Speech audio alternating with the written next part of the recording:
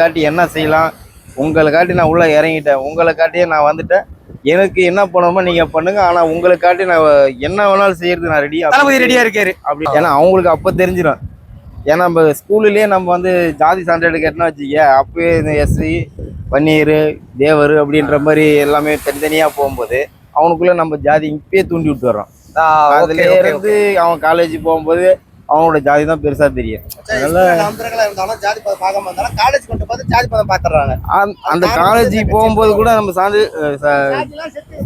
ஜாதி சான்றிதழ் கேட்டா கூட காலேஜ் போகும்போது அவனுக்கு தெரியும், ஸ்கூல்ல இருந்து படிச்சுட்டேன், இது என்ன காலேஜ்ல வந்து தாண்டி தெளிவா சொல்றீங்க. பட் இருந்தாலும் இத்தனை வருஷம் நீங்க ஓட்டு போட்டிருப்பீங்க. ஆனா இந்த வருஷத்துல 2026ல மாற்றம் ஏற்படணும்னா என்ன ஒரு கோரிக்கை வச்சு மாற்றத்தை ஒரு தலைவரை தேர்ந்தெடுப்பீங்க நீங்க? உங்களுடைய இது வரைக்கும் எப்படி சொல்றது, நம்ம ஊருக்கு பஸ் வசதி இல்ல, ஒரு குடிநீர்ன்றது வந்து எந்த ஒரு மாவட்டம்னா நீங்க? கள்ளக்குறிச்சி மாவட்டம். அதனால நம்ம ஊருக்கு பஸ் வசதி இல்ல, அது இல்லாம குடி தண்ணின்றது வந்து எப்பவுமே இருக்க பூர்வீகமா இருந்தது மட்டும்தான் இருக்கு. அது இல்லாம நல்ல ரோடு வசதி இல்லை. அது விட்டா எப்படி சொல்றது, நம்ம ஊருன்றது காலனி ஊருன்றது ரெண்டு பிரிவா இருக்கு. ஓகே அப்படின்னா ஓப்பனா சொல்லணும்னா எப்படி சொல்றது, வன்னியர் எஸ்சின்றது ரெண்டு பிரிவா. அங்கேயும் உங்க ஊர்லயே வந்து அந்த ஜாதி கொஞ்சம் பிரிச்சு வச்சிருக்கீங்க? பிரிச்சு வச்சுல, ஒரே ஊர் தான். ஓகே. ஒரு எப்படி சொல்றது, எல்லாமே ஒரே இதாக தான் தெரியும். ஆனா கொஞ்சம் ஒரு 1/2 கிலோமீட்டர் இருந்து ஊருக்கு நம்ம போக வேண்டியது இருக்கும். வன்னியர் வேற. ஓகே. அதனால என்னன்னா, ஏதாவது ஒரு பொருள் நம்ம ரேஷன் கடையில வந்து கம்மியா போட்டாலோ, எடை கம்மியா போட்டாலோ நம்ம எதிர்த்து கேள்வி கேட்டா வச்சுக்க, அங்க வேலை செய்யறவர் வந்து அவர் வன்னியர் தான். அவரு கொஞ்சம் சட்டம் பேசுவாரு, அப்படி இல்லைன்னா கையை வைப்பாரு, அசிங்கமான வார்த்தைகள்லாம் பேசுவாரு.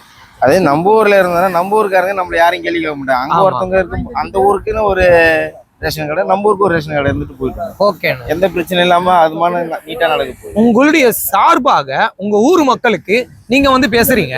அப்போ உங்க ஊர் மக்களுக்கு உங்க மூலியமா ஒரு அரசியல் கிட்ட வந்து என்ன ஒரு கோரிக்கை வச்சா, எங்க நாட்டுல எங்க ஏரியா எங்க மக்களுக்கு என்னால செய்ய முடிஞ்சது ஒரு காரியத்தை நான் செய்வேன், ஒரு சொந்த ஊருக்கு செய்வேன், சொந்த மண்ணுக்கு செய்வேன் சில பேர் கோரிக்கை வைப்பாங்கல்ல, அது போல 2026ல தளபதியிடம் நீங்க கோரிக்கை வைக்கிறது என்னவா இருக்கும்?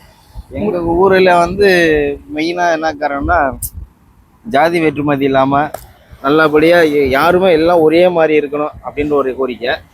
அது இல்லாம மெயினா எப்படின்னா, ஸ்கூல்ல ஜாதி சான்றிதழ் கேட்கக்கூடாது. காலேஜுக்கு அப்புறம் ஏதாவது ஒரு இதுக்கு போனா கேட்கலாம். ஓகே. ஸ்கூல்ல இருக்கும்போது அதை கேட்கவே கூடாது. எந்த ஜாதியாக இருந்தாலும் ஒற்றுமையா இருந்தால் தான் அந்த இடத்துல ஸ்கூல்ல படிக்கும்போது, அந்த ஸ்கூல்ல படிக்கிறது தான் காலேஜ் வரைக்கும் ஒரு நட்பு, ஒரு ஃப்ரெண்ட்ஷிப்ன்றது கரெக்டா நீடிக்கும். ஏன்னா அவங்களுக்கு அப்போ தெரிஞ்சிடும். ஏன்னா நம்ம ஸ்கூல்லேயே நம்ம வந்து ஜாதி சான்றிதழ் கேட்டோம்னா வச்சுக்க, அப்பயே இந்த எஸ்சி பன்னீர் தேவர் அப்படின்ற மாதிரி எல்லாமே தனித்தனியா போகும்போது அவனுக்குள்ள நம்ம ஜாதி இப்பயே தூண்டி விட்டு வர்றோம். அதுல இருந்து அவன் காலேஜ் போகும்போது அவனோட ஜாதி தான் பெருசா தெரியும். அந்த காலேஜ் போகும்போது கூட நம்ம